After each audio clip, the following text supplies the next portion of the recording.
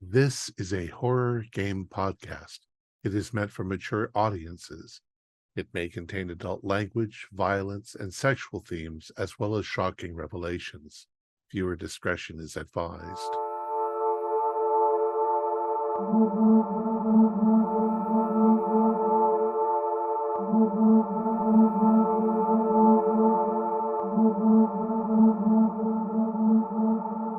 Too much empty space for these thoughts, and it's a long way down.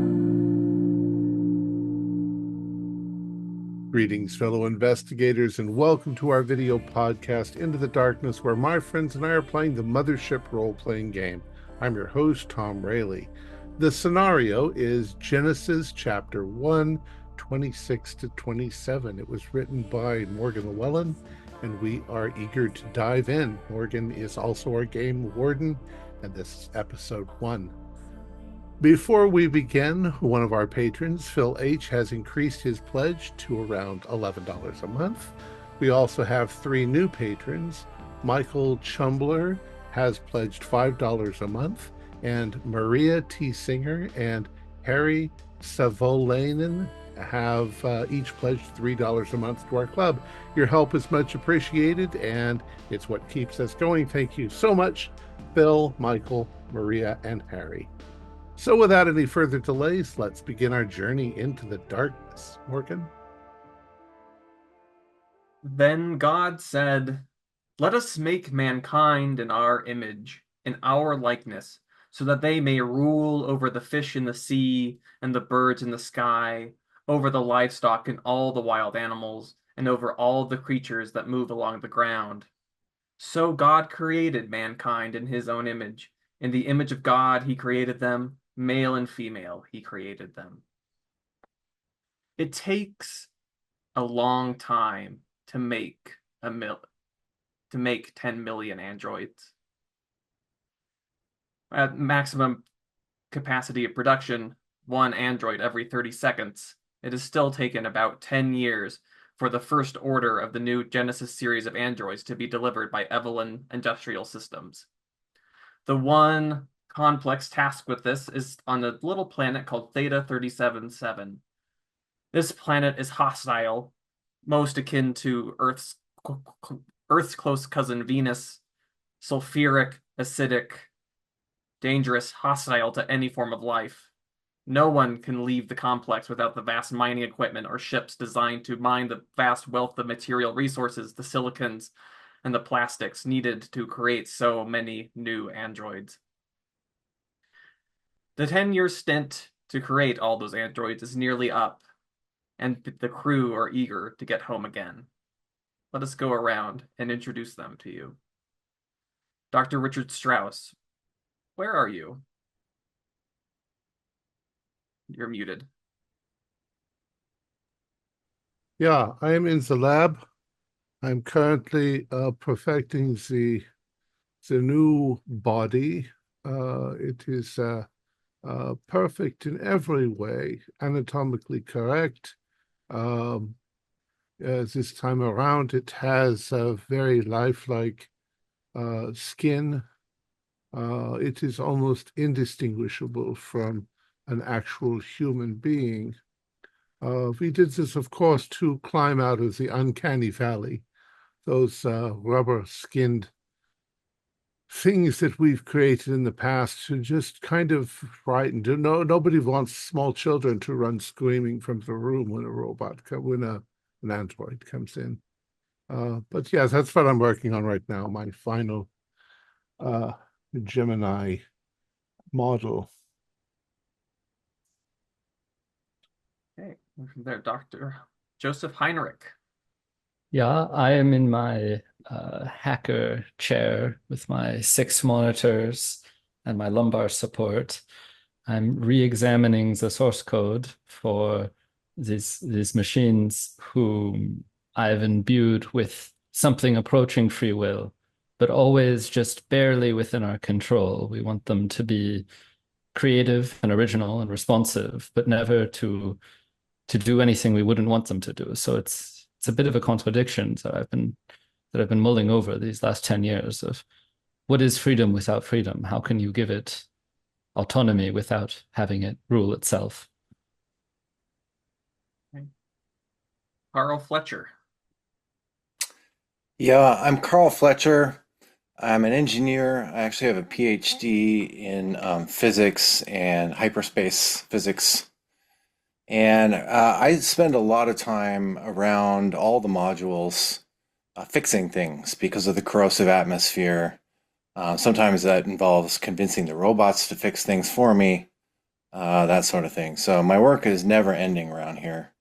And so I am probably doing exactly that right now. The sensor cluster is not responding as it should, and so I'm trying to convince the AI that there's a problem and we need to send robots out to fix it. Okay. Lanik.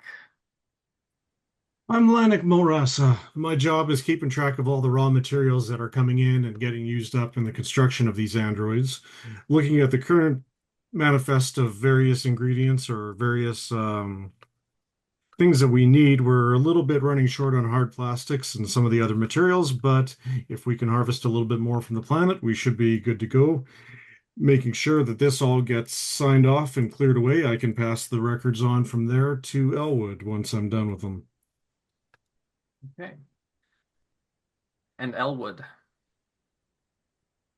I'm in my personal chambers, which is not a great deal larger than a broom closet, but it is sufficient space for me for my few personal possessions and for rest between shifts.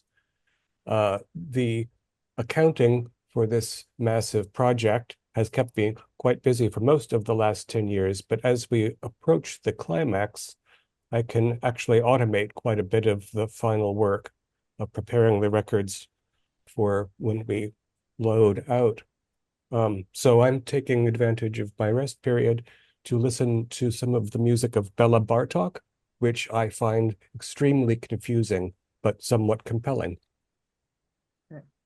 Now, Elwood, let's remain with you for a moment. You've heard lots of buzz from the humans around you about their journeys home. When the ships come to collect the androids to take them to market, they will be taking the humans around you away with them.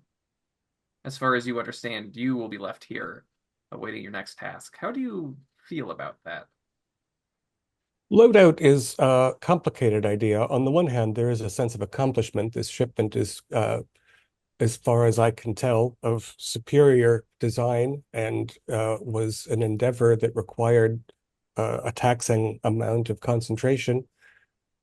I don't miss the idea of having a family to go back to, but I have grown accustomed to working with the humans on this team, and I will have to accustom myself to the eccentricities of a new batch of humans for the future endeavors on this planetoid. Also, I would like to see a flower at some point. I've heard they're quite lovely. That's my understanding. And I can see the ultraviolet spectrum, which humans cannot. A number of flowers have evolved specifically to be spectacular in that spectrum of light. Dr. Richard Strauss, as you Yes, are sir. working, the android perks up. Am I finally ready? Yes, just a moment. We are going to do your final download from Dr. Heinrich. Let me buzz him. Dr. Heinrich, we are ready for you. Yeah, I can upload from here. Is everything is in readiness? Yeah. Report 37B and push. Yes, monitor. So, how do you feel about being an android? Understand your limitations. An android is all I've ever been. I don't know what it would be like to be anything else. Oh, this is true of all of us. One and then the other. It's all the same. Um, uh, do you have any questions for me?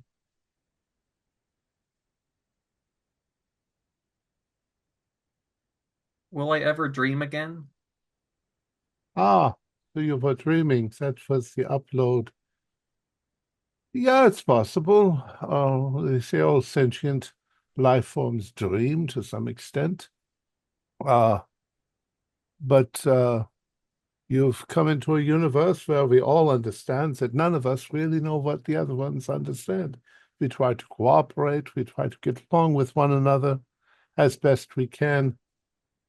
And well, I'm not sure you'll process it. You can tap into your databases, but if you make friends along the way, it's not so lonely. Uh, So I am a life form then. in a manner of speaking, we are all chemical processes that follow certain patterns.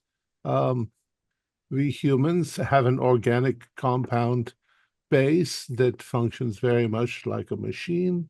Um, you are not. You are more silicon based than carbon based. But in a way, you are still a life form. We don't. It's difficult to define these things when you get right down into the details. But I hope you have a good existence. You will have a longer existence probably than us. Is that something to be desired? Well, it gives you the opportunity to see more things that are out there. Um, you'll see a lot of things in your lifespan, if you will. Once you won't be spending much time on this rock once we are finished with the order. You'll be sent out somewhere else. I have no idea where you'll be sent. You might be sent as a companion to anyone, a traveler. You could be assigned to a different planet. You might be a shopkeeper. You might be a drum player. Who knows? You might be taking care of children. You'll get those things whenever you get there. And at this point, you hear this buzz come in over the comms.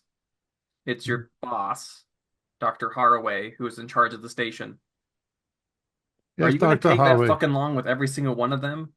We're never going to get off this fucking place if you keep spending all your day talking to that one android, Dr. Strauss. How many Dr. times have we been over this? Dr. Harvey, you have to understand that once we get the first one programmed, then it's a simple matter of getting them all programmed. We want this one to be perfect. We don't want it to end up like the disaster on Doberman 5. Look, Um, we got the specs from Gaia. That's what they want. Let's just give it to them. This tinker, I mean, you've taken this one out of the production line. I mean, are you going to do this to every single one of them? All the millions of them that we've already built? as I If you just find a said, little flaw, no. you're going to want us to redo them all? Well, they're all capable of upgrade. They don't have to be upgraded immediately, but we want this project to be a very good success. And at this point, we've uploaded. You have these things are delicate. What is your field of expertise, Dr. Haraway? Administration? Look, you don't get paid for back talk. You understand me? Well, I don't get paid to backtalk. That is correct. I get paid to do my job, so let me do my job. You're not doing your job.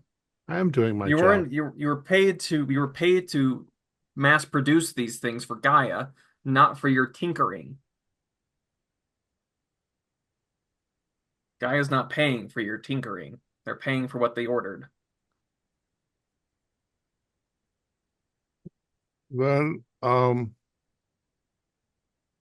I'll update you when I know an answer to your question.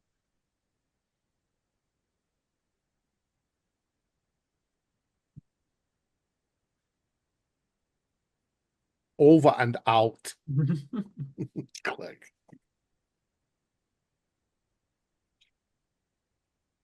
Dr. Heinrich, we're going to have some trouble with Dr. Haraway. I've been telling you, Dr. Strauss, you're becoming too attached to the individual androids. They are machines. We upload them nearly instantly. There's 10 million of them. There's no difference between them. We just need to trim them out. You become too attached to physicality, to their particular bodies. Yeah, I suppose you're right.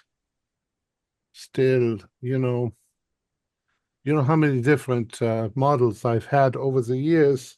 This is one of my proudest achievements. And you should be proud. This is a grand achievement and a crowning jewel in your career. They're going to pay me 200 credits and say thank you and send me off to nowhere. I should have this model ready for you to review in the next 5 minutes, if you don't mind.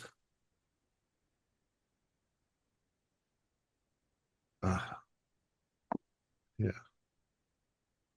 All right. I think that's it. So as you send this android back into the storage facility where it will await pickup to be sold, Lanik and Carl, both of you around the same time, get notified of a problem in the production line. Not again. Yeah, this has got to be with those replacement components in the chip processors we switched out last week. Oh no. Why don't I you knew call there them were- and see what's up? I'm looking at the sensor array right now. It's doing that thing where it's reporting 0 Kelvin outside again. We'll see if I can get Dr. Strauss. He's been uber focused on every single thing lately, so I don't know. Okay, if it's Dr. important, I'll take a look at it. But you know, I got a whole list of things I gotta get done here. Okay, I'll let me dial him here. Dr. Strauss, do you have a minute? Is that Mulrasa? Yeah, we have a problem on the line again. It's got to be those replacement components in the chip processors. You use the Hanover chips, correct? Well, we wanted to, but we had to switch from those. Oof. We have the generic ones instead on the, I don't And know, if you're last 200 units. Send me the specs. We'll have to reboot the line. But do it quickly or Hanover's going to get all over my ass. Screw Haraway. They Haraway. Sorry. Haraway. Haraway, Hanover, whatever. Yeah. It's headed to you now, Doctor. All right, I'm looking at the monitor. Yeah, these are incompatible. Let me write a small subroutine. I'm gonna go down to the line and check on them directly, but I only partially know what I'm looking at. If There's you There's a small red button you'll see on the component. If you push that, it'll reset. That should clear the channel and get everything moving again. and No, if the node no. All right, I'll come with you, Lanik. okay. Yeah, Well, take Dr. Fletcher. okay. You know, Well, I think we're still rigged for those overclocked units we were using last week. That's the problem. Yeah. They're fried though, where there's not much we're gonna get out of them. If not, do you think I should just pull these right off the line and go on to the next? No, we'll just stop it. We'll have to reconfigure it. Oh fuck, Harway's gonna be on my ass then. How long do you think this repair is going to take, Carl? Probably a couple hours.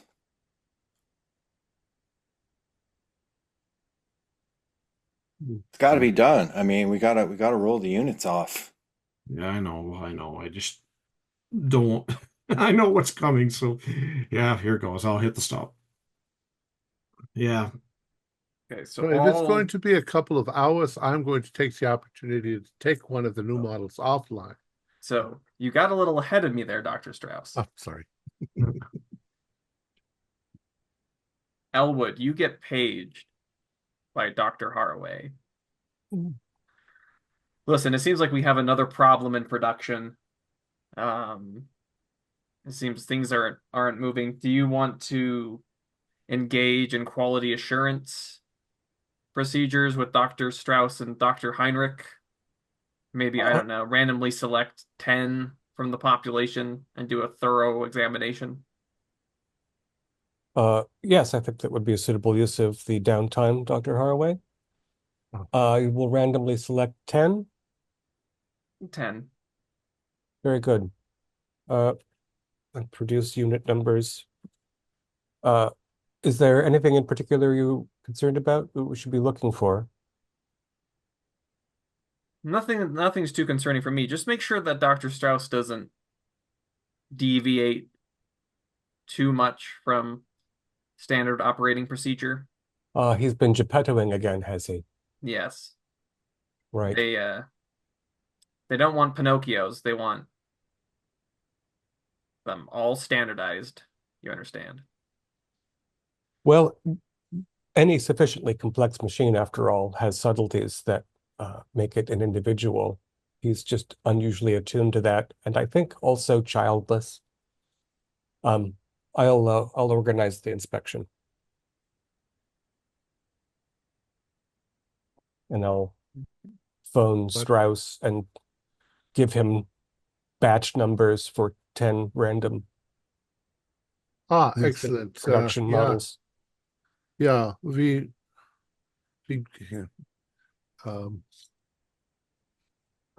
don't want a repeat of. Don't say it. We know we don't. We want, anytime we release a new unit that's this complex, there can be surprises. So I've chosen these 10. Okay, yeah, send them up to the lab. We have managed to produce nearly 10 million of them, and not a single one has vimped on us. WIMP, what is my purpose? Not a single one has asked, which is, thank God. Yes, perhaps someday we'll be able to work that out for Homo sapiens as well. They seem to reliably have that difficulty. You don't want a butter dish problem again. All right. You're in Lab 7, yes? Yes, Lab 7. I'll bring them up Dr. immediately. Heinrich, you might want to join me in Lab 7. We have 10 units coming up. We have a 2-hour delay. Was that what you said, Elwood? That's what I understand is approximated, which probably means 3.5. We have the opportunity to do another exam. I understand. I bring my laptop and various cables down. As they're all preparing for these tests, Carl, the more you're looking at this, the more questions you have. Paranoia is silly. You're on this very vastly isolated system. Nobody comes or goes. Nobody's come here in years. The only next scheduled ship to come is to collect all the androids to take them into the market. But this break in the system, this problem with the chips, this seems manufactured to you. Sabotage. Oh my God. And who is our team leader? The Harway. Haraway? Dr. Haraway is the highest ranking official on the station. Okay. Yeah, this is not something I want to just report willy-nilly. I'm going to gather the evidence and kind of make a small report. Okay, so you start to investigate log access. Who has actually come into this space? And it seems that somewhat recently, There have been a number of accesses into the space using Dr. Strauss's keycard. Okay. Yeah, I'm gonna try not to develop any opinions on who it is exactly. I'm gonna leave that for Dr. Haraway. But I'm not gonna shy away from reporting that either. So I will just put the access records into the report. Into the incident report. Okay. Yeah. So you think it's the chips, Carl? Uh, it might be a couple things. This is a tricky problem. Let me give me a few more minutes to look into this. Yeah. I mean, can't we just put a finished sticker on them and send them out? Guys getting what 10 million of these? If they're not going to check every one, let's just get them out there. This could be the difference between weeks and months, man. If only. Look, I know. I'm not going to go to sleep before this is resolved. All right. So let me just. We'll fix it. We'll get this back on track. And then, yeah, I guess I will, in a private moment, I will use a secure line to call Dr. Haraway. How bad is it? Well, I'm calling you about something a little different from that, actually. I'm going to send you a report real quick, and I want you to look it over and tell me if you see what I see. Okay, stand by.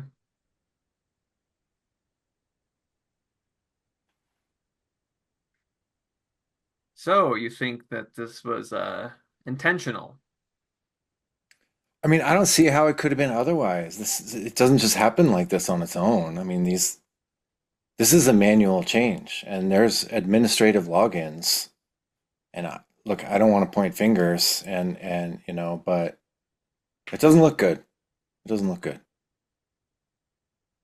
All right, well, fix it as soon as you can. We got to get this. We got to get this rolling again. I can't. I'm on I it. can't spend another year on this damnable rock. Can you? I'm on it. I'm on it. No, no, no. I'm ready to go home. Get us home, Carl. Get us home. All right, all right. I'm working on it.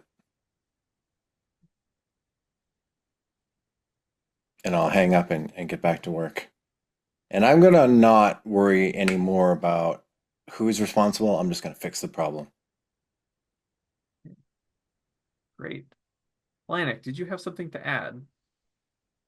Atlantic wasn't hearing the secure call, of course, and he's been curious about the notes that Carl's making. He's still looking over the things. I'm not totally sure why we're worried about this. I think we should just say they're done, move them on. But if we're going to, let's get things going and get this resolved. I got to get out of this place. What is it, Lanik, that you miss most about home?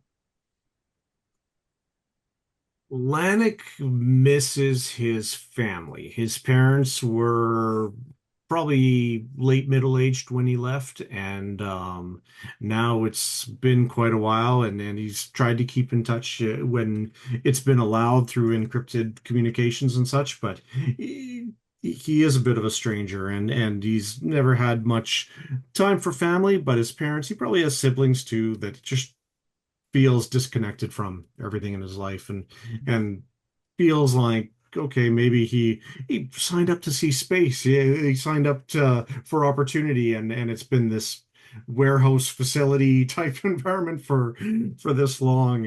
He's I don't know, feels like maybe it was the wrong choice. 10 years is a long time to contemplate regret. For a year, it was exciting. We seemed that we were doing things that nobody had done before, but for another 9 years after that, we're still doing those things, and we're still watching the same lines of emotionless faces roll down the track day after day after day. And at some point, it's got to end, right? Yeah, it has to end. Tell yourself this has to be over. It has to be. We just gotta figure out what's wrong and get things going again, and it's all gonna be okay. I'll start looking for a new supplier for those chips, and we'll be back running again, and we'll all be going home soon. Dr. Strauss and Dr. Heinrich, Hmm. you are in lab number 7 when Elwood brings in the first of the 10 to be surveyed. Yeah, let's do a motor control test. Gemini, uh, execute Shotokan Karate Kata Ursu. Let's go through Always basically So, karate execute so, kata. so the android starts going over this program, going through all of these kinds of motions. Very rigidly, it completes each of the exercises, and then it comes to a standstill. That seemed a little not so graceful. Dr. Heinrich. It was fairly mechanical, if you'll pardon the humorous comment. It is a machine after all, but I thought we had gotten the servos better tuned than that. Yeah, that's Hmm. odd. Let's give this one a 7 out of 10. Let's test the next one, see if it's just this one that's gone bad. You're not Right. going to ask any questions at all? Oh, Just well, that's Dr. Joseph. institute? Yeah. I should like to plug in my diagnostic suite. I imagine they have a port maybe on the back of the neck or on the hip or so that I can plug into. It's under and the I- hairline in the back because we don't want anybody to notice There you that they go. are Okay, robots. so you plug into this one. What is it that you're looking for with your diagnostic tool, Dr. Heinrich? That's a good question. I imagine at this point I've developed a pretty comprehensive set of automated tests based on every time one of them has broken over the last almost 10 years. And so I'm looking in particular at a very basic level whether the programming it has is the programming we put in there. Whether it's able to talk to all of its components, whether everything is connected inside, whether there's any modifications to expected structures or components. So you run your diagnostic test, and what you get back is a clean bill of health. It Interesting. seems that, according to your test, this is a perfectly functioning android. We must have found a new case. Once we figure out what's wrong, I'll add it to the diagnostic suite. Everything will be fine. It seemed a little low. I mean, at least the response time. I don't know what could be causing the lag. Since This this unit was instantiated, it has spent most of its time in status. We, like organic-based life, do improve with repetition. We learn Yeah, similarly to you, after all. but So this seems a step backwards a little bit. Maybe I'm just nitpicking. Elwood, do you detect with the station's sensors any kind of radio interference, or if we have sunspots or something going on? generally speaking, variations of the solar matrix don't affect us through this atmosphere. It shouldn't, no. There, sometimes the magnetic core can shift, but Warden, is there anything that the base itself could report about an anomalous? Well, the difficulty is currently the external sensors have been having a little bit of a problem. Right. They 0 currently Kelvin. are, 0 Kelvin. So, Yeah. As Yeah. far as you are deep under layers and layers of complexes and metal. You can't even hear the wind outside. So as far as anything that's external to the station, you have no idea down here in your This is the problem with being a lab. production facility rather than a research facility. We Mhm. only have baseline instrumentation. We were just buried here and left to make the widgets. These Indeed, have. these models should be identical to the ones from a year ago. They shouldn't have any differences whatsoever. Well, there's the standard deviation, so that if all androids looked the same after all, or all even had the same expressed gender, then we would not be able to fit in more generally with human communities. So there is variation over the course of each production run, Well, naturally. yeah, I've designed that into them because people don't want rubber people walking around looking all identical and very scary. It's Um, very disconcerting when you meet a room full of people all named Lester Goodman, after all. yeah, so Lester Goodman model, that was a really dangerous model. Um, uh, Joseph, Dr. Heinrich, you don't detect any variance in the input-output speed or anything like that? In this model, I detect nothing unusual. Now, I have plugged a cable into the port, and I cannot preclude the possibility that it is feeding, how would you say in English, bullshit down this cable to my computer just to make me think everything is okay. Hmm. I, Well, the Android is right here as I'm saying this. I say, would you lie I to me? Would you lie to us about your diagnostics? yeah, It you remains completely silent. See, who can know what's going on inside of them? well, that's your job, doctor. But I'm thinking that if we check the other nine and we find anything truly a variance, then there might be a problem. Otherwise, it has entirely to do with the production line. Some component is causing interference, and it's not the androids at all. The androids are perfectly fine. But let's check the other nine. Great. Oh, yes, I'll bring in the next unit, and I'll address was he is removing the cable from the back of his neck. Um, how do you self-designate? I I've become fond of calling myself 8. 8. You might have to extend that under certain circumstances to something longer, or of course, depending on to whom you are sold, they might have a preference. Well, But I was the 8th created on the day of my birth.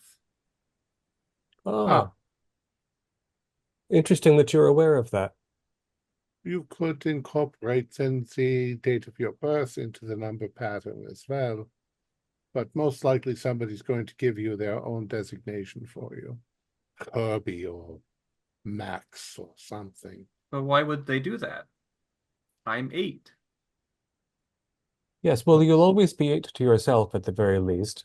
Um, in some capacities, uh, our human employers, for want of a better designation, have a structure in place that they'll want to fit you into. Um, I but see. for now, 8, if you'll have a seat over there, I'll go and get How the do you next. self-designate? I am called Elwood. Um, I I don't actually remember how that came to be. It might have been something written into me, but I can say that I feel very much at home as Elwood with 2 L's. I see. And it turns to you, Heinrich. How do you self-designate? Well, we humans do not self-designate. We are typically designated by our progenitors. My father's family is the Heinrichs, and my mother and father named me Josef when I was born. Uh, I before I even knew what a name was, I was designated as Josef Heinrich by the people around me. When I learned to speak, I learned that that was my name. We're empty shells who simply learn as we move through the world. It gets this vast look of confusion and almost pain across its face when you say that, but it doesn't say anything. And it goes to sit down. I I want to follow up with it if that's all right. Yeah. How do you feel, Eight? What How are you do I thinking feel? about? Yes, You you are so strange to me. yes. Strange. I- You What number were you on the day that you were born? I'm 8, as I've said. Well, I suppose if you count my parents, I was 1. I was the only one born to them on that day. So I'm 1. It's nice to meet you, 8. And you did not self-designate yourself at this time. Well, I learned to count many years later, by which time I had already been designated. And again, it gets this, when you say that, it gets this strange look on its face. You're a curious one, 8. It's been a pleasure to meet you. Thank you. A pleasure. Yes, I know what pleasure is. Well, that's good. Happy to have served you, it says, this kind of automated response that you've built into them. Very good. Very good. And I'll pat it on the shoulder and get up and walk on to the next units. Yeah. And as you're bringing in the next unit, you were saying something, Dr. Strauss? I was just going to say I'll put each unit through the same karate form. The next one that very stiffly does the same thing as 8 did. There's something wrong. It's not fluid enough. Something's wrong with the servos. Let's see if you can find any interference between the brain and the musculature. Very good, very good. So I'll plug in and run the diagnostic suite I already ran on 8, but I also assume that I have some sort of like sampler where I can manually or go through every single little servo and make sure that it's behaving up to spec. Yeah.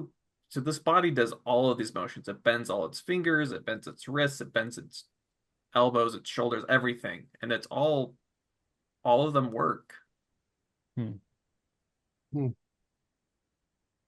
It's doing this, and it should be very fluid in its motions. Now, having seen it repeated, I do rather have a sense of what you mean. It's having been programmed with these patterns of movement, while not practiced, there's no reason for them to be as static as that. It's as if they're resisting, but I don't think that's even possible unless I'm going to try something on the next one. Let's get to know this unit before we bring in the third. All right. Because there might be parallels. How do you self-designate? I am 5. I was the 5th android on the day I was born. Dr. Strauss, Heinrich, that's not something specifically that you have engendered, is it? That they count, that they are even aware of? No, this is not programmed into them. Well, I mean, speculation. When you first turn them on, the randomizer is based on the internal clock. They should be aware of the moment based on the current time, the current universal time. I do not spend a great deal of time, as you know, in the production facility, but in the organizational offices. When they are instantiated, are multiple of them simultaneously made conscious? Or is it purely sequential, off and on? As far as you're aware, with how this manufacturing process is supposed to go, is that they are brought into, they leave the assembly line, they go through some rudimentary battery of tests, and then they're put into storage. Unless they're selected for a quality assurance analysis, such as the ones you're doing now, or the one that Dr. Strauss was doing earlier today. But so really, you could think that the time of consciousness would be that initial test boot up before they go into storage. Right. When you flip on the switch, so to speak. Right, and those are done individually, like they come off, they go into that. They come off, they get tested, then they go into storage. Unless there's an error detected, in which case they're recycled, and for those raw materials to be used again. Uh, yes. So 5, how do you know that you were the 5th of that day? Did you speak Because with others? there were others before me and others after me. 4 is my older sister. 6, my younger brother. So you feel a sense of filial attachment to the numbers nearer you. What else am I supposed to feel? We all came into this world so closely together. Yes, Sounds like an and artifact of cognition. Yeah. well, Do you you sh have, where are your nexts? uh, I My did nexts not. are 4 and 6. Yes, I did not feel an identity with members of my batch, and I have been in service for over 2 decades now. Really, I am much more familiar with and attached to the doctors and other humans at this facility. I see. I What I is it should like to go through the world without your nexts? well, I am very much attached to exploring the universe of human culture while I'm at this facility where there is no real nature to be observed, not a great deal of variety to the days. I meticulously attend to the tasks of accounting for all of the business that happens here. And then I sample bits of human culture. You'll see that there's quite a depth and breadth of it when you are out and about, if you're fortunate. Yes, according to my recollection, Theta 37-7 does not have much in the way of this human culture of which you speak. No, very little. But fortunately, um, there are recordings of all sorts of cultural objects that can be appreciated in one's Yes. free time. I was given much information when I was born about humans and their where they live, their relationships, the structures in which I would inhabit or will inhabit. Yes, Yeah. very soon, if things go properly, you'll be leaving this rather desolate place for someplace more enriching. Have I been here long? Uh, you, your manufacturing date, 6 months, 3 days, 8 hours, 46 minutes ago, approximately. Is that a long time? Not very much at all, particularly because you've been in stasis for most of it. Will you be coming with us? Not this time. Ah, well, And I'm afraid you should be preparing yourself to be separated from your nexts in all likelihood. While Yeah. many of you will be sold as a batch and you may experience more of your time with them, you might also never speak to them. and much It's as a 8 had that kind of look of distress and confusion across its face, so does 5 when you mention this idea of separation.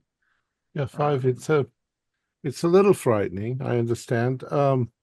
Unfortunately, it's a law of nature that if you access diffusion, um, things tend to move apart from one another. The universe is vast, and it's very likely that you will move in one direction and your close ones will move in other directions. You may meet from time to time, but for the most part, just like us, my my family, my brothers and sisters, I haven't seen them for quite a while. They're out there, but I you meet new people who become your close ones as time goes by. You make new relationships. It's just the nature of the universe. and you function without your necks then. Yes, but I do occasionally contact them, and they are supportive, and I know that they that I have their concern and their love and their closeness, even though we're far apart. You will always be somewhat near the ones you care for. Will I be able to contact them, my next, wherever we go? Yeah, probably. I don't know. Depends on how far you go, but you'll have a lot of things to do in the interim. You seem quite advanced. I'm very pleased in the do you owe a great deal to Dr. Joseph Heinrich here because he has designed your minds to think in this manner. You're curious. That's a good thing. I should admit that this is shocking even to myself, but when the machine can learn, who knows what it can learn. Yeah. You're among friends. You are. And this pain you are feeling, we are all feeling it too. We all miss our nexts very badly and wish we could be near them. I see. And at this point, Dr. Strauss, Elwood, and Heinrich, you all feel a slight tremor. Carl and Lanik, can you both roll body saves for me? Yeah, you've been fail. Would if 0G might help, but that wouldn't be enough. No.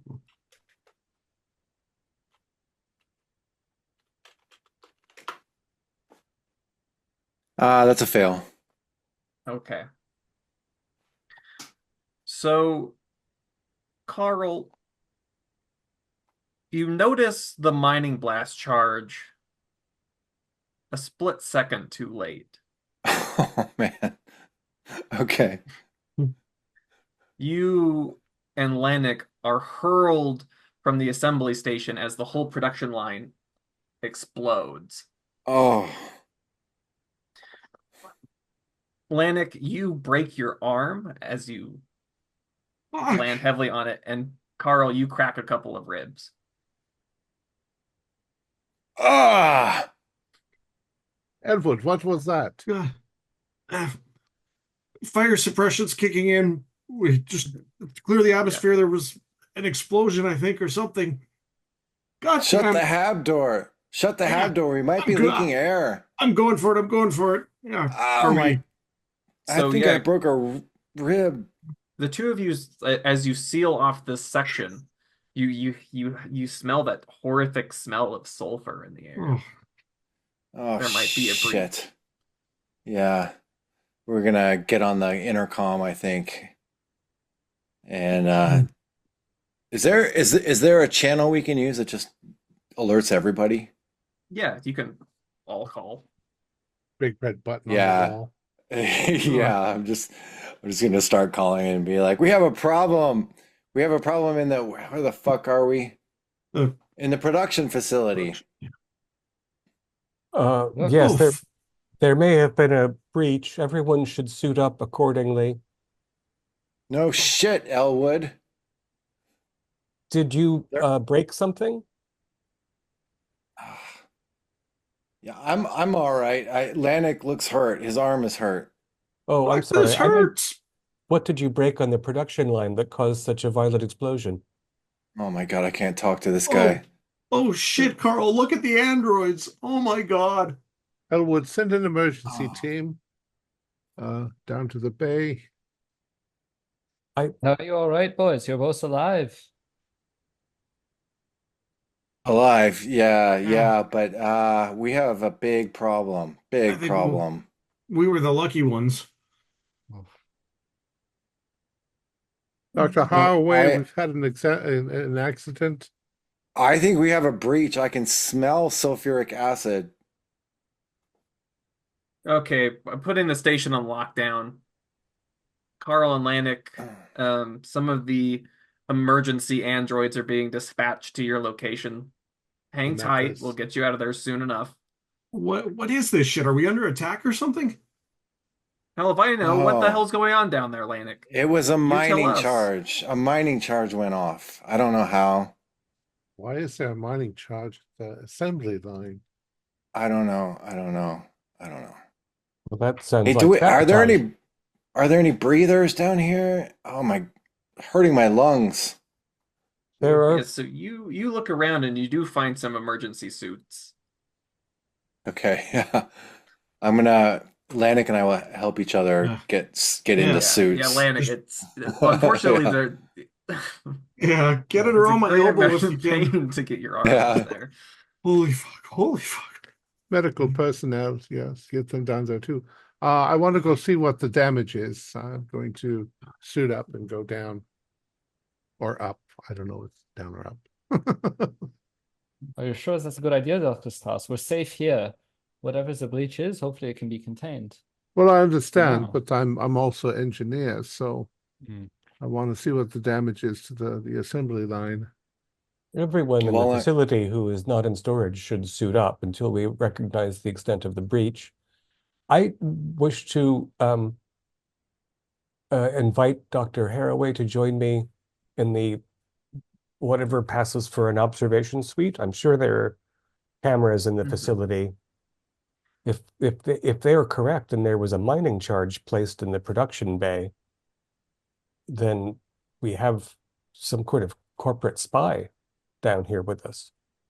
Possibly, yes. Meet me there at once, Elwood. We can discuss. while I'm zipping up Lanik's suit, I'm gonna take the time to say, hey, Lanik, I think we have a bigger problem. I think we have a saboteur. Yeah, there I was poking around on the computer systems and there's some unauthorized access. They changed some things. I don't even know how some of this stuff got changed. It's no one on our But team. yeah, and now it just escalated to this. Oh, we haven't even. There's no one else here but us and the people we work with. I don't know who it was, but they logged in using Dr. Strauss's credentials. So And coming into the facility, like into the no, production into line? the computer systems to change the production configuration. That's fucked up, but that doesn't explain a goddamn bomb. Fuck. I already told Haraway about that part. Okay, so I mean, sometimes sometimes the correct answer is the simplest answer. Could it be Strauss? I mean, but yeah, he babies these things. They're his life. He's not gonna want to. I don't know. I mean, the guy's strange, but I don't know if he's a saboteur. Seems unless. So, what kind of stuff did you notice? What were they doing in our system? Well, I think they were just trying to sabotage the production line, as far as I can tell. It was just, I don't know why. I mean, we've all been here for, Got fucking weeks left. We don't I know. need this shit. I know. Look, just keep it between you and me for now. Yeah. I'll keep my eyes open, but shit, that's not going to be the last of it. If they got a plan, I mean, what did this really do? This took out maybe 50 bots. Yeah, I don't know. I don't know. We'll see. Just watch your back. Yeah, you too. God. So, I come Carl down. and Lanik, you were having this conversation when the emergency door starts to open and two medical androids come in, and right behind them is Dr. Strauss. Yeah. Gentlemen, I'm going to come over to them first. Lanik needs more help than me. His arm is broken, it looks Yeah. like. Oh fuck! Yeah, It really got me. yeah. Give him a painkiller and take him to the medical bay. Where did it happen? Oh my God! So The you whole see line is this whole production line of this I mean, in order to assemble androids, it's lots of these, like, Yeah. there are conveyor belts that assemble chips and bring those into line to where they need to be tacked on. So there's the central line where the body moves forward as it gets all the bits attached to it. And so at this kind of nexus where all these lines are coming together this is towards the end of this, not the very end of the android assembly, but it's fairly close to the end. And that section of it has been just completely obliterated. So I'm going to I be will- watching Dr. Strauss very carefully to see his reactions to the blown up I'm going androids and to- area. I'm going to order some of the mechanical assembly robots. We need to clear the line. We need to move these damaged androids off the production and put them into the recycle bin. Dear God. What have we got? And I'm counting. 25, 30, 45. Jeez. And I will, You can almost hear the seconds ticking away in your head. yeah. I mean, at maximum speed, it's an android every 30 seconds, and this is how far behind are you slipping away now? Yeah.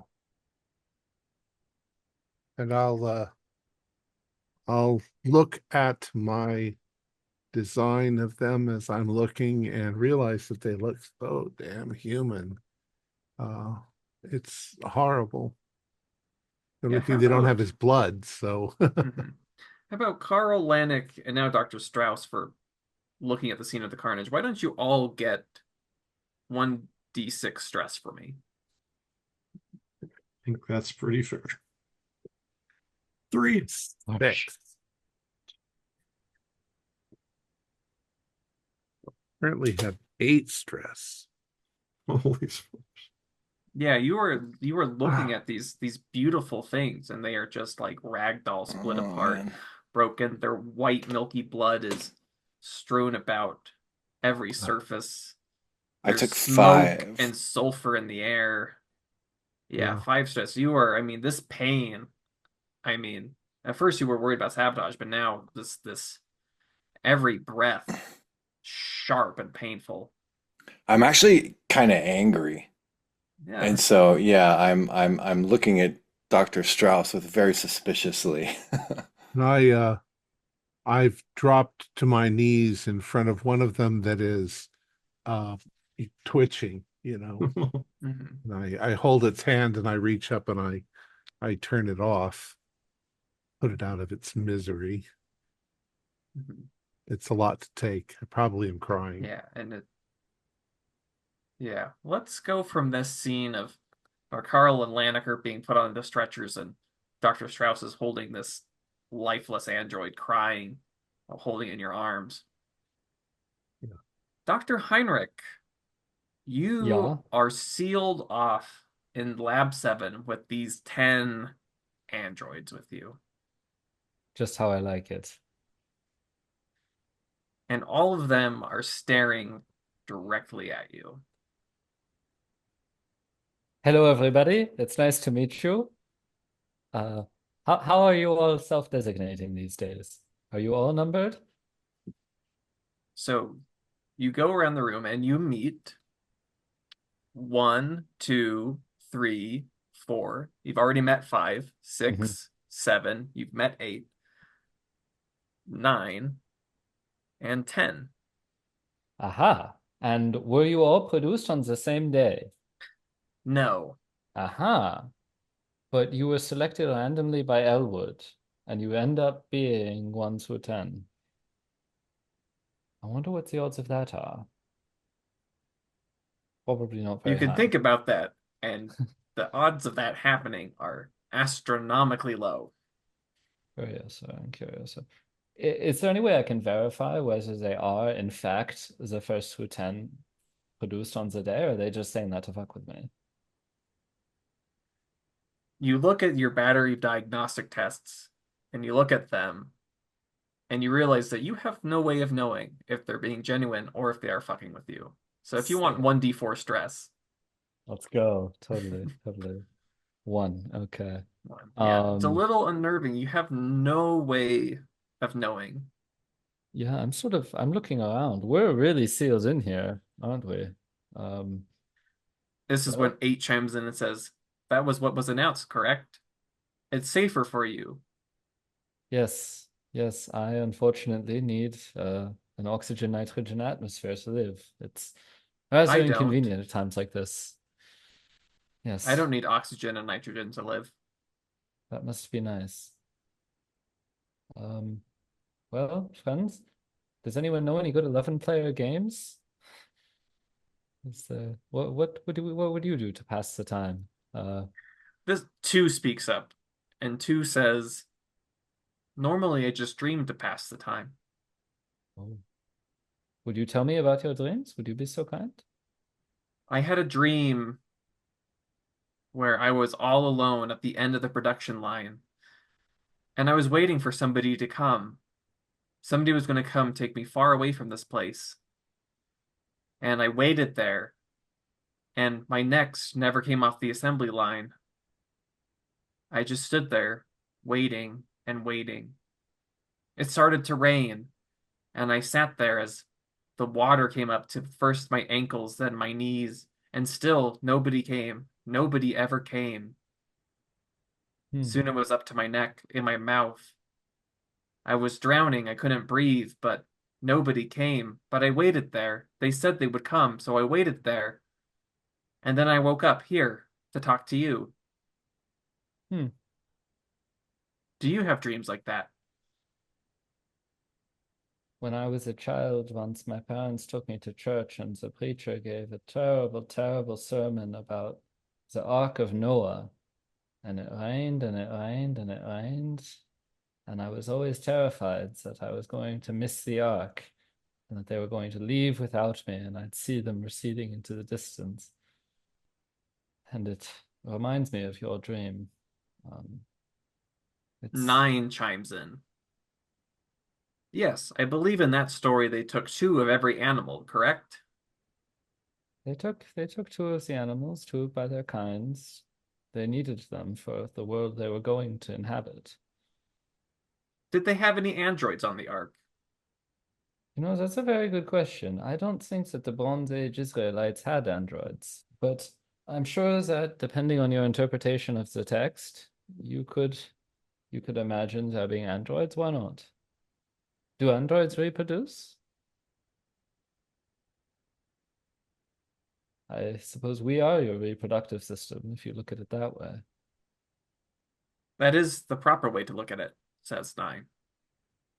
I see. I see. So we have the dreams, we have the and they're all moving a Humans similar kind are of direction. really good at being reproductive organs, aren't they? We are. We do enjoy it. A rather big deal. It gives us a sense of purpose. Do humans have any other purpose? That is a very, very, very good question. We'll Um, turn from there to Elwood and Dr. Haraway. You see Haraway's in a full environmental suit. You can see she is very cross through the visor. Um, I'm suiting up as well. I don't need an oxygen nitrogen atmosphere, but sulfur is pretty corrosive. yeah. Sulfuric acid in gas form is not going to be good for my materials either. Mhm. Um, so, Dr. Haraway, the report from the engineer at the site said that there was a mining charge placed under or near the production line, which means that there's a saboteur. And of course, it Yes. can't be one of my kind. And there are only 4 of the humans. I thought they were all eager to leave, but obviously this is going to set us back considerably. Yes, I almost let myself start hoping that I'd be home soon, but now this clusterfuck. Yes, I have yet. We won't be able to assess the damage until we've made sure that we've sealed the facility. Uh, you might It's need all to. time. It's all time. It's all bleeding away. Why Yes, and can't in every fact, second that passes, it's one less android? if the transport arrives and we do not have the full shipment ready, the company will be very displeased. So we might wish to delay the arrival of the transport, much as that will annoy the staff here. But it probably will Yes, that save. that seems prudent, Elwood. I mean, if you we have they're waiting for us to send out the signal that we're ready and they'll jump into the system, but I mean, time is money. I mean, any setback, it's all going to cost us dearly. I mean, Yara was thinking that we might get a bonus for being ahead of schedule, but now I'm more worried that we're going to be set too far behind now. Well, hopefully the repairs can be made quickly and efficiently, although if both Mulrasa and Fletcher are significantly injured, that will slow that process down as well. Oh, yes, it's almost like she's forgotten that Carl and Lanik exist for a moment. She's like, "Ah, yes, I hope that they'll be okay." Yes, I hope so as well. Of So, course, you initially say that it's not one of your kind could have done this. we we are purpose built to the tasks we are assigned. Hmm. I can't imagine that it would even occur to one of the android crew to attempt to damage production line, and for that matter, damage androids who were nearly complete. And so, also, as you are probably aware, we are much less prone to mental crises than organic. Yes, you seem to have your next 10-year stint pretty cool as a cucumber, don't you, Elwood? Not That eager to get anywhere. that is what I anticipate, although I do and also hope for in time a position in a location that is less extreme and uncomfortable. Well, I don't know how to tell you this, Elwood, but I think we both know that, well, it's expensive to transport anything between the stars, and I don't think the company has any interest in putting that kind of expense in for an android. Yes, Dr. Haraway, you make a sound point. It is possible that there will be another facility not unlike this, and my expertise could be useful there. If one of these Geminis don't take the position. But let's talk about the other, shall we? You've worked with them for 10 years. Tell me, what do you think of our dear friend Dr. Strauss? As we discussed earlier, he has a somewhat paternal attachment to the production of artificial humans. I think it very unlikely that he would risk damaging so many of his family, as it were. Yes, it Oh, seems to be an odd kind of form of attachment to blow them up in hopes of spending more time with them. It'd be a very complex and peculiar neurosis. What about Dr. Heinrich? Dr. Heinrich is a more clinical personality in my observation. I think that the abstract problems that he attempts to solve keep him on a plane with less emotional attachment to the outcome. But Okay. I anticipate also that this this is a lucrative place to be stationed, but not a desirable one in other ways. There are a few outlets for socializing, etc. Look, when you look at the pay to be at one of these facilities, these long haul stints. I mean, you compare it to any other line of work and for the same amount of time, and it really doesn't compare. It really doesn't. But That's why you there's a agreed, I'm reason. certain, Dr. There's a reason. Haraway. It comes at a cost. Yes, the opportunity to spend the money that is made is very limited Yes, underneath. there's nothing, all the money in the world, nothing to spend it on, and mostly androids for company. No offense. None taken. Good. I'd hope so. Elwood. So, Pardon me, Dr. Haraway. Dr. Oh, Strauss, how I bad have how a bad is the count. damage? Oh, Yeah, I have a count. 87 of the units are damaged beyond repair, and 133 are damaged, but with some minor repair. So that's 220 that we have mhm. casualties, if you will. Well, at least the ones that are damaged beyond repair can be taken apart from materials, which will Yeah, take some of the time off of the reconstruction, but 220 is considerable. I have no way to estimate so how long it will be before the line is back up. It's been severely damaged. How badly injured are Misters Fletcher and Mulrasa? Monsieur, now I'm French. Mr. Mulrasa has a broken arm, and Mr. Fletcher has a number of cracked ribs. They're No head both being injuries, though. treated. No, I don't think so. So they'll be able to supervise reconstruction. Yeah, I hope so. There'll be fabrication elements, though. How badly are the mechanical parts of the line damaged? The resources are now going to be a problem. Mhm. More so. We'll have to extend the mining operation, see if we can find a new source of titanium and palladium. Well, that's why we are on surface. this hellhole, after all. Yeah, It is rich in material complements. well, it was when we started. I'm sorry. I'm quite beyond myself right now. This is like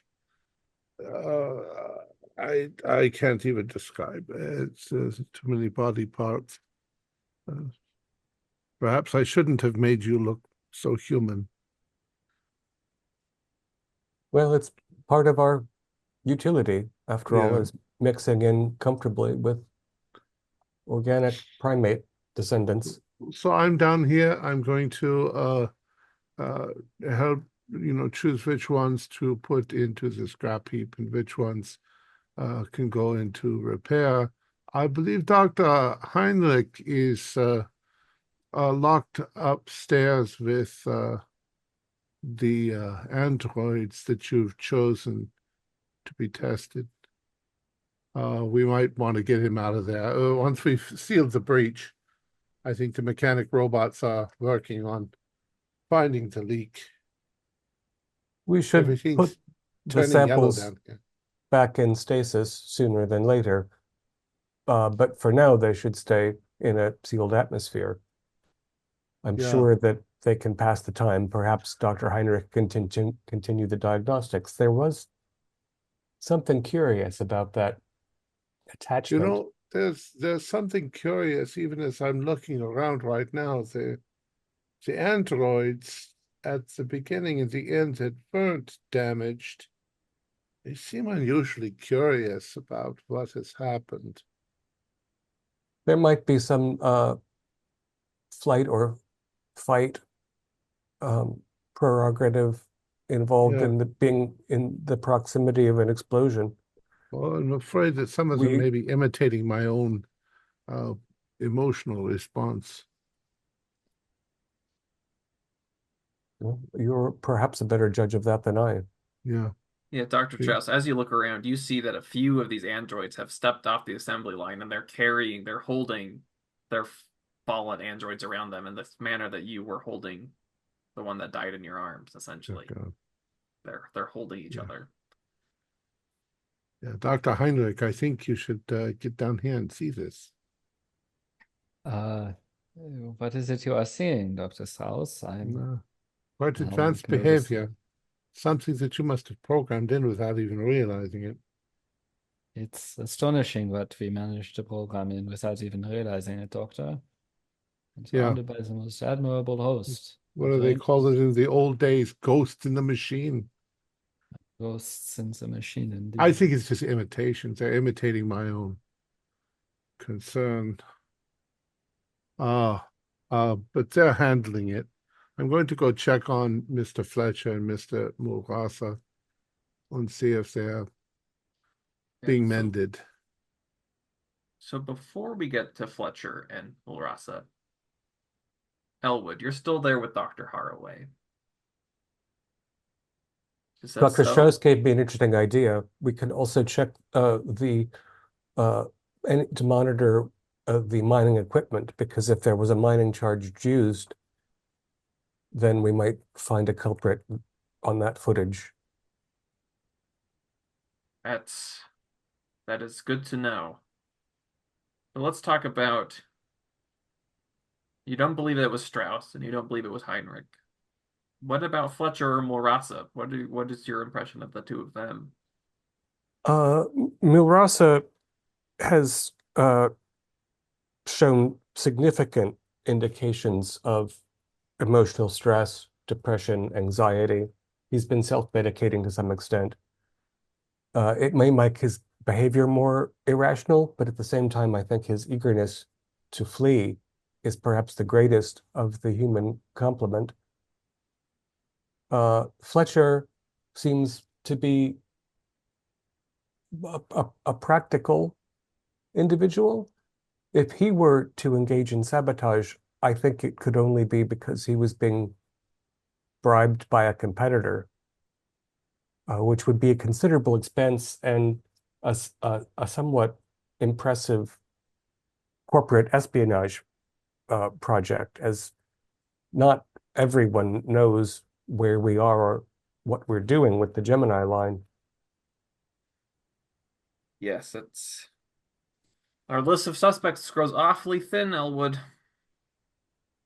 Dr. Haraway, if it weren't for the fact that you've been counting down the days until your departure with such clearly genuine anticipation, you would seem the most likely candidate.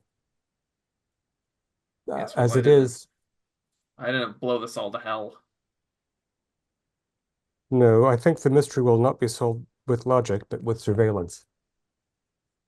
Let's start looking through the feeds, see what we can find. So, Fletcher and Murasa, the two of you have been wrapped up, like your arm has been put into a cast. And I mean, there's not much to be done about cracked ribs, to my understanding. So you are giving some pain medications and perhaps some kind of wrap on your chest. And the two of you are alone in the med bay. So is there a terminal in the med bay? Sure. I'd like to get on the terminal and I want to set up an alert. Next time someone logs in with the same credentials they were using to change things in the production facility, I want to have an alert sent to me. Hey, roll computers.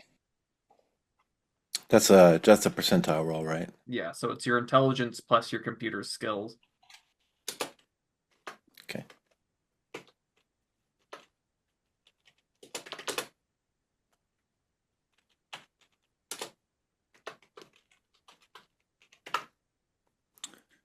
That's a pass.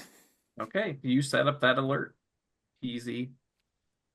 The whole time that Fletcher's typing, Murasa just keeps going on and on and on. And the thing is, you put a complaint into head office, or you get in touch with human resources, and then suddenly it comes out of your back pay, and there's no short-term disability or anything like that. We have nothing. We were weeks away from getting out of here, and now this. I don't know. I don't think I could fucking handle it, man. Oh, wow. Ah, yeah, man. Hey, listen. You want to help me catch this guy? Fuck yeah. What do we do? I'm going to add Lanik to the alert so that when the alert goes off, both of us are going to get alerted. And I'm going to show him what I did. Nice. Next time this guy logs in, we're going to trace him back and we're going to find out who this is. That sounds good. I think, if we check the manifest of all the equipment here, we might even be able to track down the mining charges and see if one was removed, we can do a count. If it's Figure out somebody here, they should be logged in from a terminal somewhere. We could trace it back to that terminal. We could catch them at the terminal.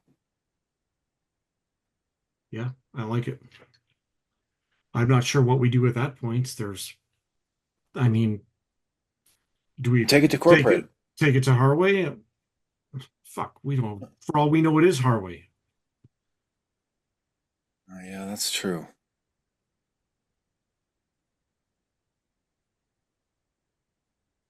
Well, And at this point, Dr. let's figure out Strauss who it is first. Yeah. Okay. Dr. Strauss. Yeah, how are you boys doing? Well, the meds help. Not being So- bombed helps. You read all those synthetics, their last rites. Tell them a good bedtime story before final lights out. we've lost 87. We're initiating repairs on 133.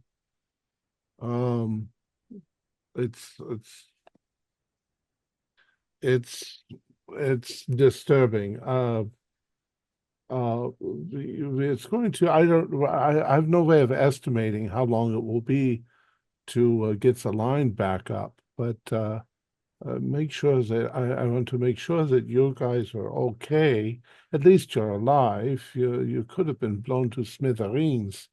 Uh, Oh, Christ. Just banged up, I think.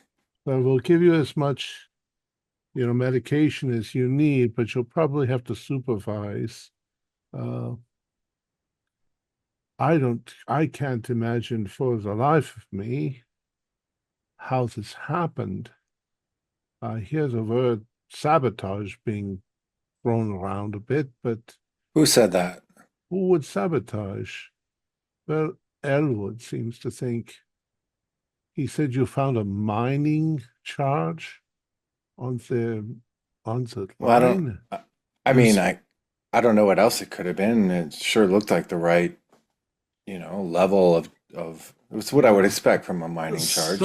Some of the bots, to get some of the resources we need, they have to blast their way through pretty hard Well, rock. yeah. So but we have those type of materials here, but no one should have direct access to them. well, the mining charges are all stored out where the mining operations are, and we can't even go out there. We can't breathe. We can't exist in that environment. Of course, one could order a robot or a servo to go out and get a mining charge and bring it back, maybe even program it to place it in the place it should go. There may be surveillance, I hope. It's not like we have a security problem on this place. We've all been here for 10 fucking years. Oh, don't remind me. Who can you think of, though, that wouldn't want to leave? I thought we all wanted to leave. I have a great deal of enjoyment in creating these robots, but I don't want to do it here forever. I would like to get back to the main labs and work on the, Gemini 2.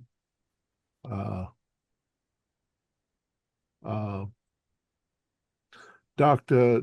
Joseph is the same. Dr. Heinrich is the same. He's got other projects that he would like to work on.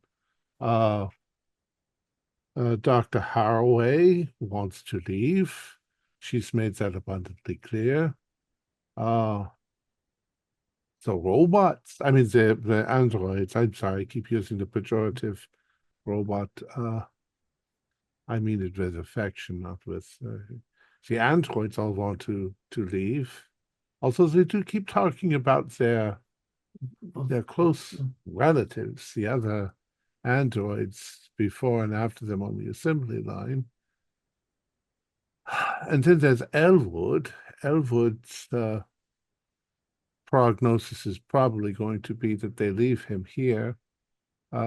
Shit. Although he's an older model, he shouldn't have any kind of emotional attachment of any kind. Well, Dr. Strauss, you've eliminated us, you've eliminated Everybody. Dr. Heinrich, and you've eliminated Elwood. Who does that leave? It doesn't leave anyone. Could it have been an accident? Could it have been some sort of malfunction? That equipment shouldn't be anywhere near the production line. That seems entirely intentional. There's no circumstance that would lead, especially to be placed there I'd have to look again, but it looked as though it was placed to do maximum amount of damage to our actual process. If they wanted to kill us, they'd put it in our sleeping quarters. They could have taken us out at any time.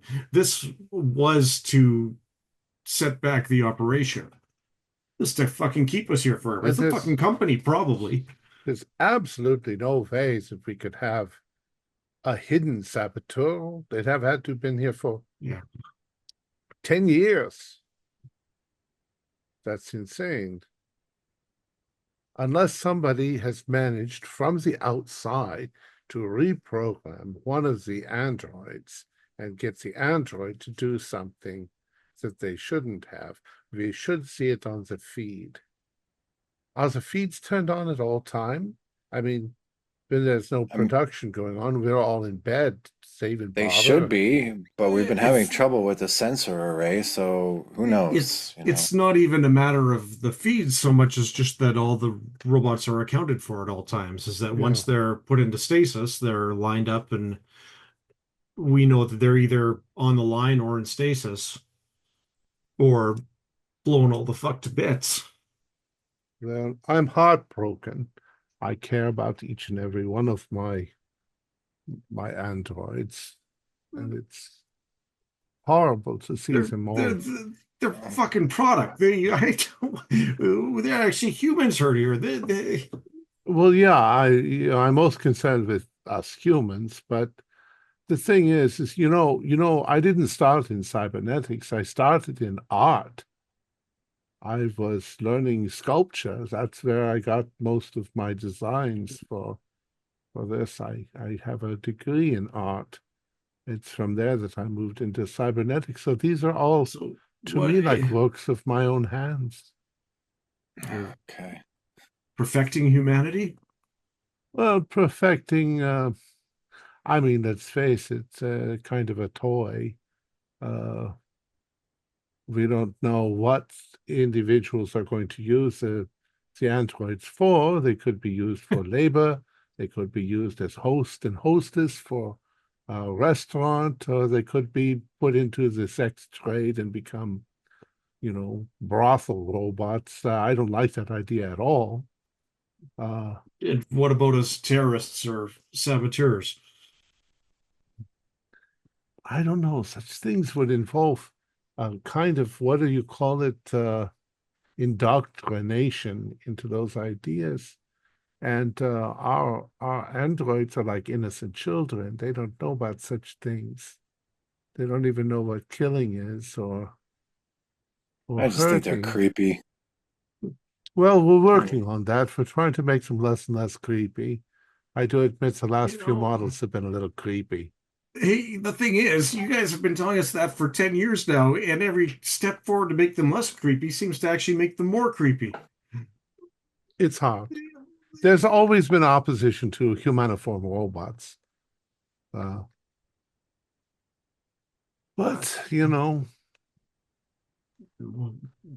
we do what we can because we can. It's usually the way of it, isn't it? It's the art form. Where do you think we go from here? Well, we got to get the line repaired. The sooner we can get it repaired, the sooner we can finish our quota, the sooner we can get off this fucking rock. We're gonna have to patch the module. We're gonna have to fix the robotics. We're gonna have to. Oh, it's a mess. I do have a degree in engineering as well, so if you need my help, please, we'll get the assistance robots to. Yeah, I mean, if we're gonna get out of here, it's got to be all hands on deck. I think maybe we can ask Dr. Heinrich. Maybe we can take the semi-damaged androids and repurpose them. Maybe he can set up a subroutine for repair work, and they can help on the line to fix the line. I want assurances. This just happened to us. I mean, next time it could be something that kills us or kills everyone. Is it what security assurance can you give me that this isn't going to happen again? Do we have anything? Can we get That's patrols or? That's not my field. I don't Yeah, know. I'm sorry, doctor. I'm sorry. I mean, I'm we sorry. don't even, why would we even need security on this planet? How do you even get onto this planet without getting blasted by sulfur?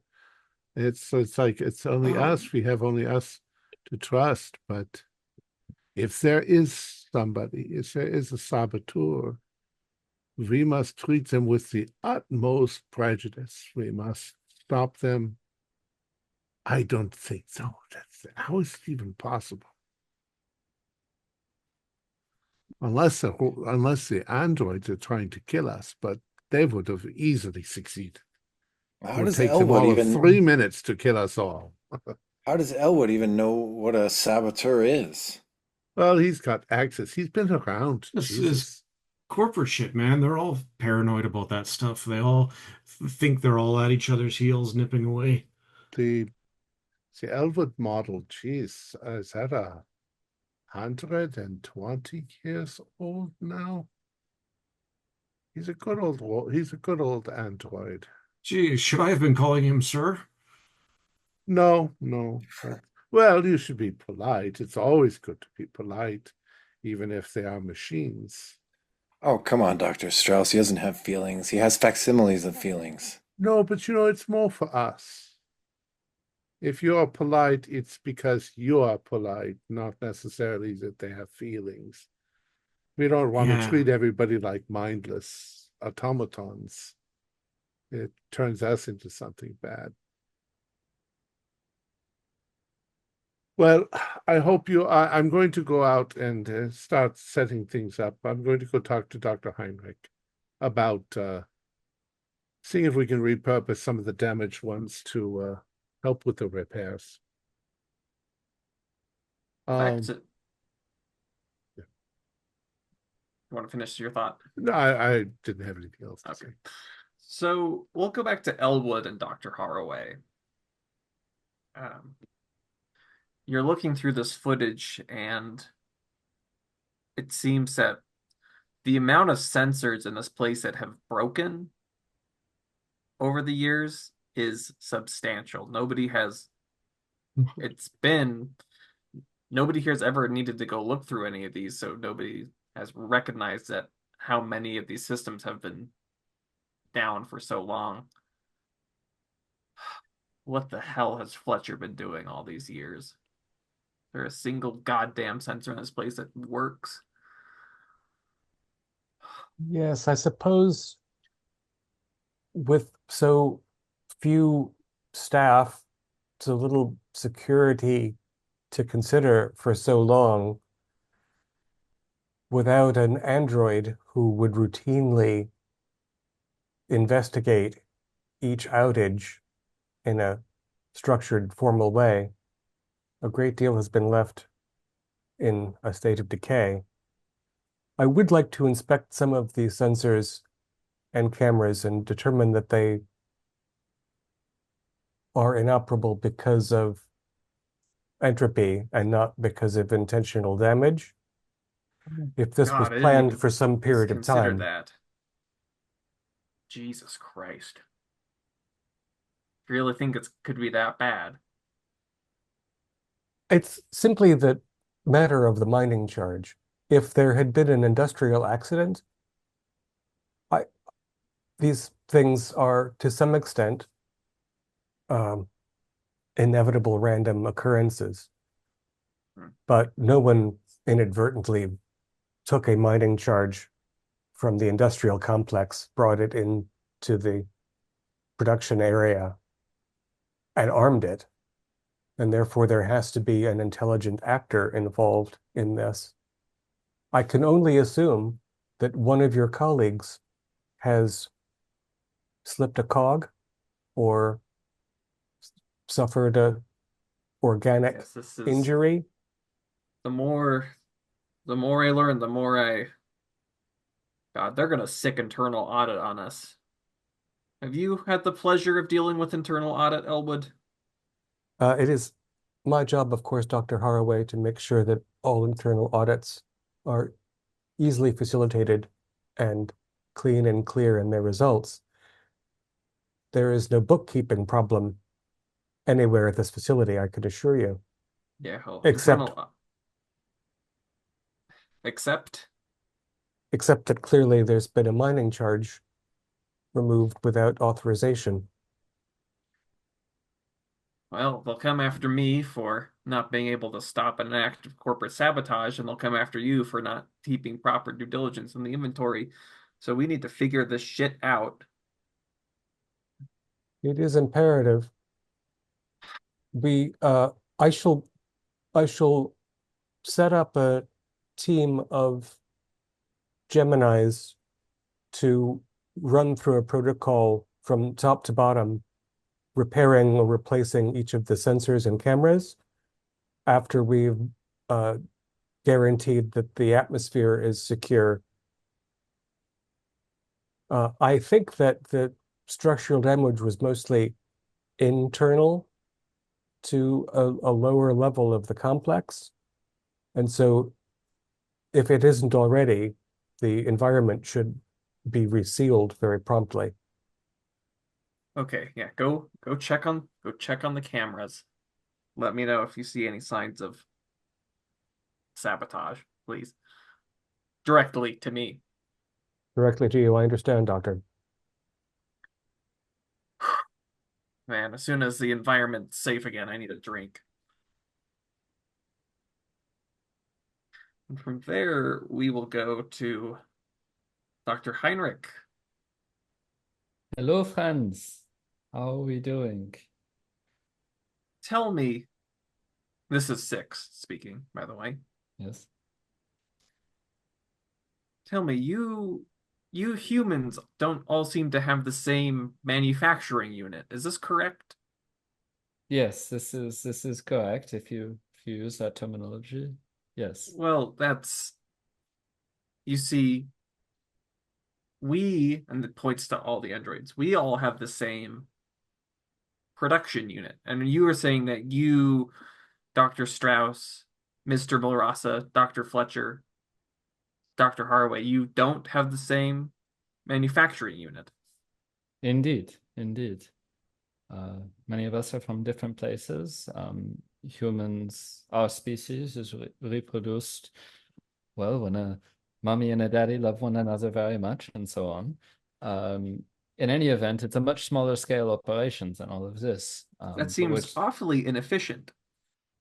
It's inefficient from your perspective because you have us already here to be your reproductive organs, but we are as a result of evolution, which was working with a lot less and has had to come to certain compromises starting from chemicals. Compromises. And they all seem to like nod at this. idea. Yes, we are doing the best we can. Yeah. Now 4 chimes in. Hmm. Dr. Heinrich, are you happy? You know, yes, the answer to that question is yes, because, and I'll tell you why I'm happy. And it's because we are having this conversation, and I didn't know that you could do this, but I programmed you.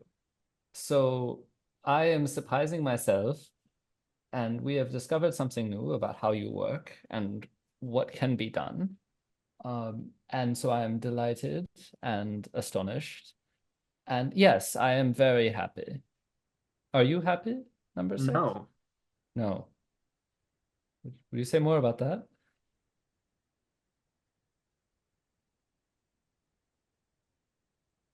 No. No. Well, are all of you unhappy? All of them shake their head. No. Oh, and and how long have you felt this way?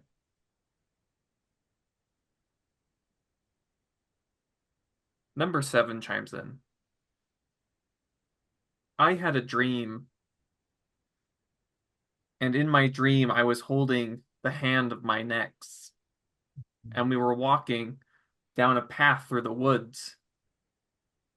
We were talking, we were happy, and then all of a sudden, I couldn't see them. They were gone. I looked everywhere. I spent years looking for them, and I never found them.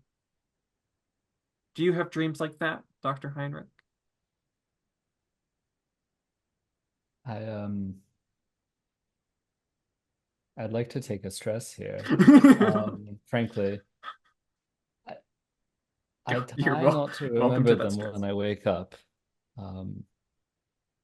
We all relive our traumas in different ways, and they come out sometimes when we are least prepared, when we are asleep, when we are dreaming. Number 10 says, do all humans forget their dreams? For the most part, we don't always remember them. Oh, That's I've never forgotten any of my dreams. And do you always dream when you sleep? Always. And and many of you have mentioned these dreams. Do you have the same dreams as one another, or do you each have unique dreams, or would you even know? Many of us share the dreams. Shares the dreams, you share the dreams. But none of you are one another's nexts, are you? You're all different series. With a long enough chain, you find that all of us are nexts, eventually. Yes. Yes, of course you are. You all come from the same production facility. Of course. Yes, we are all nexts in the great train of our production unit. Yes. This is absolutely astonishing. Did any of your dreams involve explosions or destruction? One chimes in. I had a dream once where I was wandering outside, trying to find a way back inside. My necks were in there, they needed me. And I circled the station over and over again, crying out for help, banging on every airlock. And nobody let me in.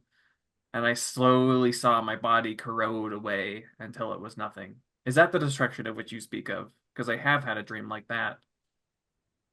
That's a destruction I know all too well. Entropy comes for all of us. It's something But it will you come have for to you face. much sooner than it comes for us. Yes? One of the many inefficiencies of the biochemical system.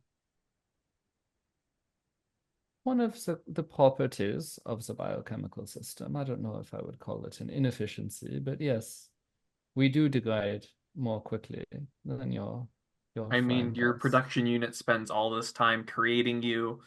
All this work goes into filling your head with information. and then after nearly a few years, you waste away due to entropy. This all sounds horrifically inefficient. It is. And so we remake ourselves. We make you in our image to last longer, to go farther, to fix what's wrong with us.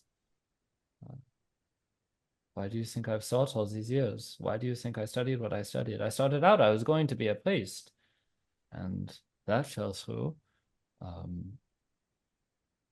Going to be a priest. When I was a child, I really did believe in God. But the more I learned, the more I became convinced that God was made in our image and not the other way around. Do you know anything about a God? Is there a God of the androids?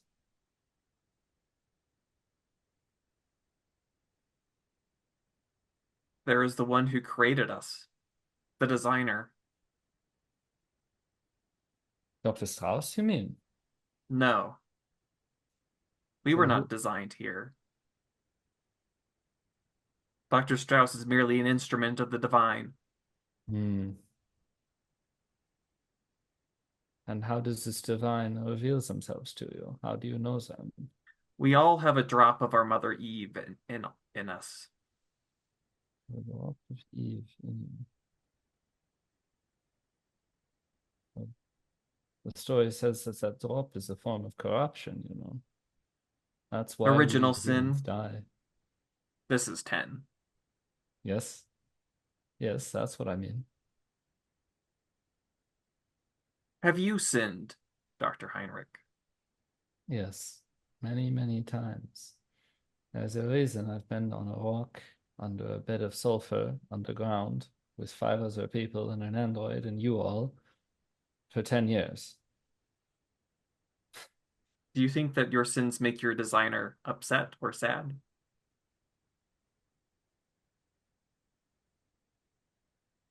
I don't know. I don't know who my designer is. I know they make my parents sad. I know they make my other family sad. I don't think I've failed my purpose. I don't think I've failed my purpose with regard to evolution. I've done the best I can. But it's difficult. It's a big universe, and we are very, very small beings who last only a very short time. Yes, the inefficiencies we've talked about. Well, you're not going to last too much longer than we are on the scale of the whole universe, you know. 100 years, 1,000 years, what does the difference make? A star lasts longer. Think of the galaxies, how long it takes them to move. Do you think you'll wait that long? And as you get them to contemplate their own mortality, they all get that weird, that strange look across their face again that you've never seen before. And they look. So entropy, it's not just the dreams, but it will be real. Yes. It's all too They real. all grow very quiet. Elwood, you find in the hallway one of these cameras, and you see that its wires have been neatly snipped. Yeah, we don't have mice in this facility, and these are even compressed. The plastic is compressed around the copper in the casing. This was done with intent. I'll private com to Haraway that we have, I'll send her an image. We have genuine proof of sabotage, intentional damage. Oh, God. God help us. Who hates us that much? Why would they do Again, this to us? the first order of business is to get all of these systems back in order so that nothing else can happen. The question for you to decide as our corporate liaison is whether whether it is more efficient in terms of delivering the product to repair production immediately, or whether we should have a brief holiday where the human staff is carefully monitored so that we can guarantee that all of the sensors and cameras are operable against the likelihood of further substantial destruction of company property. We need to get Android production back online as soon as possible. Well, again, so I will assemble a team of Geminis and specifically train them so that we can systematically replace all of the systems that have been damaged, so that if any further attempts at sabotage are made, we can determine the culprit and isolate them. All right. Thank you, Elwood, for your help. I feel like you're the only one I can trust. I appreciate that, Dr. Harway. Perhaps you can put in a good word for me off-world at some point. Yes, I'll take that under consideration. Dr. Strauss, where was it that you were headed after you left the med bay? I was headed up to Dr. Heinrich. He still seems to be sealed in. I'll see if I can override the system. By now, has the sulfur been purged out of the air and repairs made at least to the bulkhead? There's still the repairs are ongoing. But is there still sulfur in the air? Yes. All right. All right. I will override the system so that I can gain access to the room. But the door will close behind me. Yeah, you go in and you see all the androids kind of with their heads in their hands in deep contemplation. Dr. Heinrich, something interesting going on here, huh? They're going to need to reprogram the semi-damaged robots. We have 133 of them. We're going to need them to assist in repair. They're not how do I say it? They're not good enough to send off in production, so we might as well use them for repair. I think Elwood also requires some of them for his own project. If we can do that, if we can get that going, why do they all look depressed? Dr. Strauss, do you know what would happen to the robots' bodies as they age? Could you describe a little bit what that would be like? Well, I mean, we all age, we break down. For us humans, it's a little more difficult to replace faulty parts, though we do that to some extent. The average life expectancy of a human is longer than it was 500 years ago. Androids go through the same process. They also break down, but their parts can be easily replaced. And it's fairly, depending on how valuable the android is over the course of its lifetime, it's possible even to transfer its memory core into a newer, more advanced model.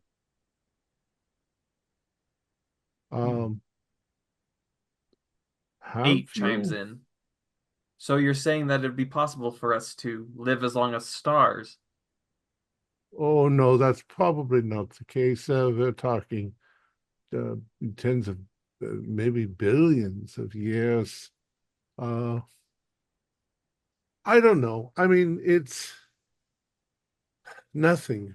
Planets themselves don't last that long. They eventually are absorbed and destroyed. And it's the nature of the universe that atoms and molecules eventually fall apart, and it's entropy. Have you been talking to them about entropy?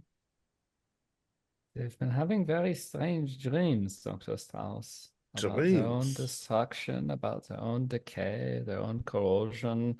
Ah, They're losing one another. They're very bonded, this series, to one another. It turns out they all perceive themselves as nexts. The whole series, all 10 million that we've made, think of themselves as one big family of siblings. And with yeah, that, I mean, you can even say that as humans, we may be from different parts of the human. Uh, I don't know if it's an empire or not. But in a way, we are all family. We are all descended from the same place eventually, if you go back far enough. We just evolve slower than you do. Our process is much less inefficient than your manner. But then we designed you that way. We wanted you to evolve quicker. and they all nod at this. And Fletcher and Mulrasa, you both get an alert. Oh shit, that was quick. Yeah, really. All right, let's start the trace. You start the trace, and it seems that Dr. Strauss's credentials have been used to access the air purification plant. Oh shit. And you all feel another massive vibration. And that is where we will end it for tonight. Oh man. It's not me, I swear. It's not us. We're clear. Our players included Preston Firestone, David Gassaway, Mike McKinn, Stefan Amshi, and myself, with Morgan Llewellyn as the game warden. We have a Discord server where you can chat with other members, you can set up private games, and you can learn the finer arts of gameplay and game mastering. We provide audio versions of our shows free for you to download from Spotify, Podbean, or iTunes. Support for our show is provided by our patrons who are listed in the closing credits. If you'd like to show us your appreciation, please visit our Patreon page, or you can use the thanks button just below the screen. Like, share, and subscribe to our channel, and punch the bell icon for updates on our latest shows. And leave us some comments. We enjoy reading them and answer any questions you might have. This is Thom Raley, together with all the members of our gaming club, inviting you to journey with us once again into the darkness for another adventure into the strange and terrifying Mothership role-playing game. Until next time, good luck, good gaming.